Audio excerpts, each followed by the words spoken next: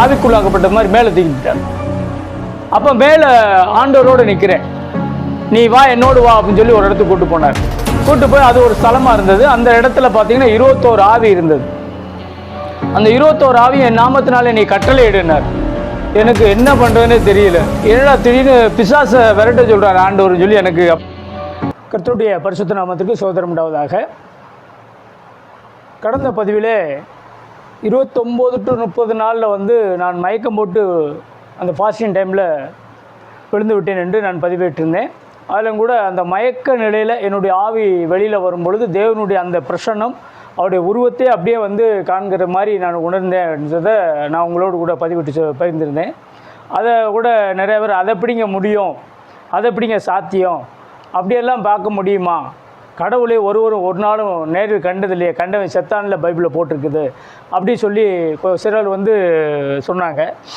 அதாவது என்ன வசனம்னா, யோவான் 6வது அதிகாரத்தில் 46வது வசனத்தையும் யோவான் 1வது அதிகாரத்தில் 18வது வசனம், இயேசு ஒருவர் தவிர பிதாவை ஒருவரும் நேரில் கண்டதிலே கண்டவன் செத்தான். நான் பிதாவை கண்டதாக சொல்லலை, இயேசு கிறிஸ்துவனுடைய மகிமை இயேசு கிறிஸ்துவை கண்டதாகத்தான் நான் சொல்லியிருக்கிறேன். அவரை வந்து உயிர்த்தெழுந்த இயேசு கிறிஸ்துவாக அநேக நபர்கள் கண்டிருக்கிறாங்கன்றது நமக்கு பைபிளில் விளக்கங்கள் நிறைய இடத்துல இருக்குது. இயேசு கிறிஸ்து மரித்து உயிர்த்தெழுந்த பின்பு தோட்டக்காரனை போல் மரியாளுக்கு காட்சியளிக்கிறார். அதுக்கப்புறம் பூட்டி இருந்த அறையில் எல்லாருக்கும் மத்தியில் அவர் வந்து உள்ள அறைக்குள்ளே வந்து உங்களுக்கு சமாதானம் என்று சொல்லி பிரசன்னமாகி சொல்கிறாரு.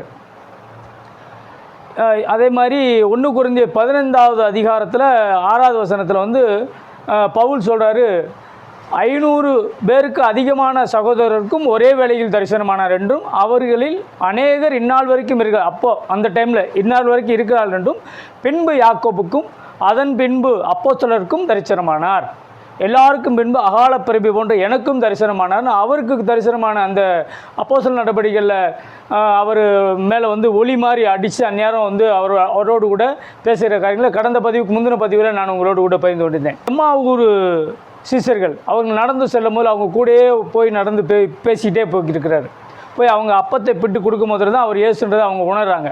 ஆக இயேசு கிறிஸ்துவை காண முடியும், உயிர்த்தெழுந்த இயேசு கிறிஸ்துவை பார்க்க முடியும். அதுக்கப்புறம் எல்லாரும் காண அப்போஸ்தலர் நடவடிக்கைகள் 1வது அதிகாரத்தில் பரமேறி மேகத்தில் எடுத்துக்கொள்ளப்பட்டார் என்று சொல்லியிருக்காரு. அதுக்கப்புறம் திரும்ப பூமிக்கு வரமாட்டார் என்று சொன்னார். ஆனால் அதே ஆண்டவர் என்ன சொல்லியிருக்கிறார் வந்து, தான் உயிரோடு கூட வாழ்ந்த நாட்களில் யோவான் 14வது அதிகாரத்தில் 26வது வசனத்திலே படிக்கும் பொழுது, என் நாமத்தினாலே பிதா அனுப்ப போகிற பரிசுத்த ஆவியாக தேற்றரவாளனே எல்லாவற்றையும் உங்களுக்கு போதித்து நான் உங்களுக்கு சொன்ன எல்லாவற்றையும் உங்களுக்கு நினைப்பூட்டுவார் என்று சொல்லுகிறார்.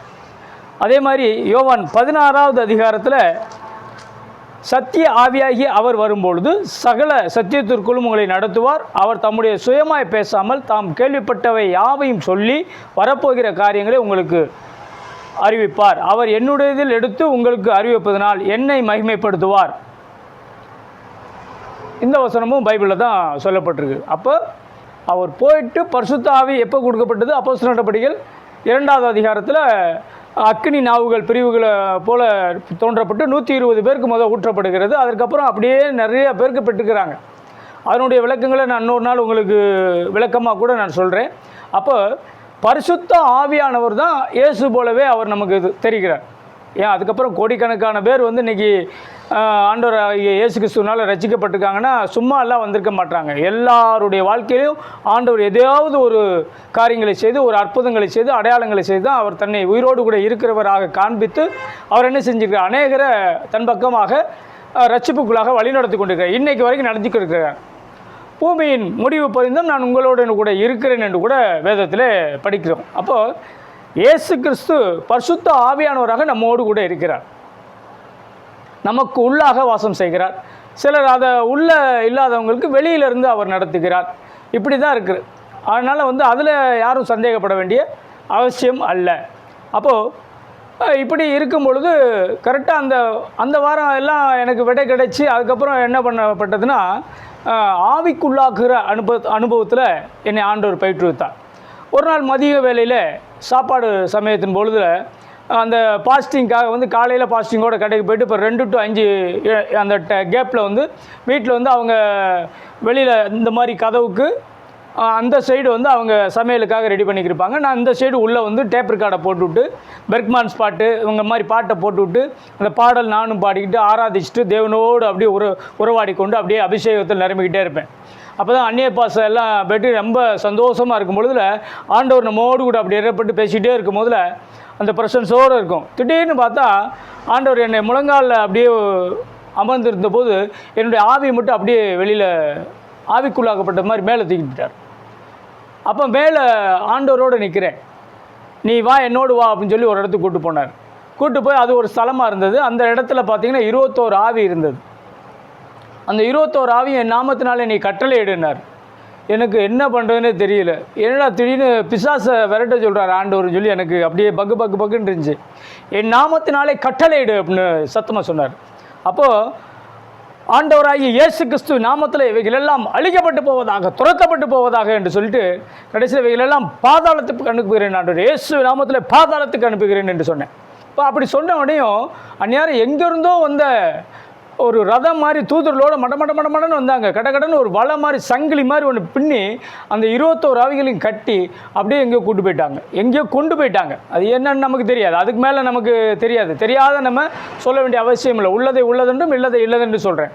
மெஞ்சினது தீமையில் முடியும். அதனால் நான் என்ன கண்டேனோ என்ன செய்தனோ அதை உங்களுக்கு சொல்கிறேன். இப்போ ஆண்டவர் அந்த இது போனோடனையும் என்னை பார்த்து தோளில் தட்டி கொடுத்தாரு. பெஸ்ட்டு நல்லா செஞ்சு அப்படின்னு சொன்ன மாதிரி சொல்லுவாங்களே, அந்த மாதிரி அவருடைய நாமத்தில் தான் பிசாசு போயிருக்கு. ஆனால் நம்மளை கட்டளையிட சொல்லியிருக்கிறாங்க. கட்டளையிட்டோன்னே அங்கே வந்து தூதர்கள் வந்தாங்க, அந்த கிரியைகள் நடப்பிச்சாங்க, போயிடுச்சு. அப்போ அப்படியே வந்து திரும்ப வந்து என்னை அதே நம்ம வீட்டுக்கு மேலே நின்று சரி நீ அப்படியே விட்டுட்டு அப்படியே அவர் ப்ரெசன்ஸ் மறைஞ்சது. நான் என்னோடய உடம்புக்குள்ளே என்னுடைய ஆவி வந்தபோது திரும்ப அந்த கதவை திறந்துட்டு நான் வெளியே வரேன். என்னுடைய மனைவி வந்து கீழே என்ன பண்ணாங்கன்னா காய்கறி நறுக்கியிருக்காங்க. உள்ள பாட்டு சவுண்டு தான் கேட்டுக்கிருக்குது. என்ன நடந்ததுன்றது அவங்களுக்கு தெரியாது. அப்படி இருக்கிற சூழ்நிலையில் அவங்க வந்தோடனே கேட்ட கேள்வி, ஆண்டவர் நீங்களும் எங்கே போயிட்டு வந்தீங்க? மேலே நின்னீங்க, அப்புறம் எங்கேயோ போயிட்டு வந்தீங்க, திரும்ப இங்கே வந்து நின்னீங்க, ஆண்டவர் உங்களை விட்டுட்டு போயிட்டாருன்னா. எனக்கு அப்படியே தூக்கி வாரி போட்டுச்சு. என்னன்னா நம்ம உள்ள கதவுக்குள்ளே அங்கே நடக்கிற சம்பவம் அப்படியே சொன்னாலே பாட்டு பாடிக்கிட்டு தானே இருக்குது, என்ன நடந்து நம்ம கூட இன்னும் சொல்லலையே அப்படின்னும் போது அதுதான் ஒரு மனம். ஆவியில் ஒரு மனம் இருக்கும் பொழுது தான் அந்த அற்புதங்கள், அடையாளங்கள், கிரியைகள் எல்லாம் கணவன் மனைவிகள் மூலமாகவும் நடக்கும். அதான் எல்லாம் ஆண்டவர் வந்து கணவன் மனைவியாக தேர்ந்தெடுத்து ஊழியத்தில் நடத்துகிறோன்னா அது இன்னும் சிறப்பாக இருக்கும். திருமணம் ஆகாதபடிக்கு விசேஷித்து அழைப்பு பெற்று நடத்துகிற அந்த ஊழியம் அதை காட்டிலும் மகிமையாக இருக்கும். அது வேறு.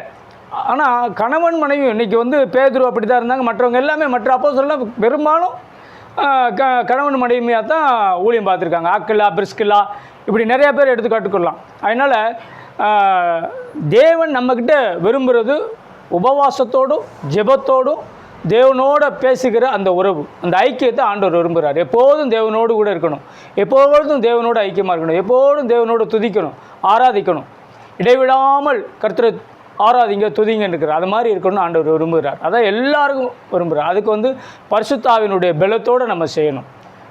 அப்போ அப்படி இருக்கும்போது தான் இன்னும் நல்லாயிருக்கும். அது மட்டும் இல்லை, ஏன்னா ஆவி அப்படி இப்படின்னெல்லாம் சொல்கிறாங்கன்னு உங்களுக்கு ஒரு பெரிய இதாக இருக்கும்.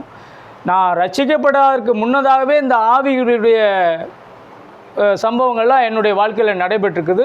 அது அடுத்த பதிவில் நான் உங்களோடு கூட பகிர்ந்து கொள்கிறேன்.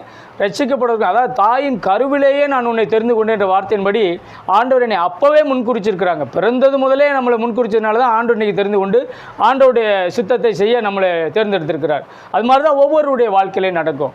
அந்த நாட்களில் என்ன நடந்தது, அப்போ ரட்சிப்புக்கு முன்னதாக என்ன நடந்ததுன்னு அடுத்த பதிவில் நான் உங்களோடு கூட பகிர்ந்து கொள்கிறேன். ஆண்டவர் தாமே உங்களை பாதுகாப்பாராக, ஆசீர்வதிப்பாராக. ஆமென்.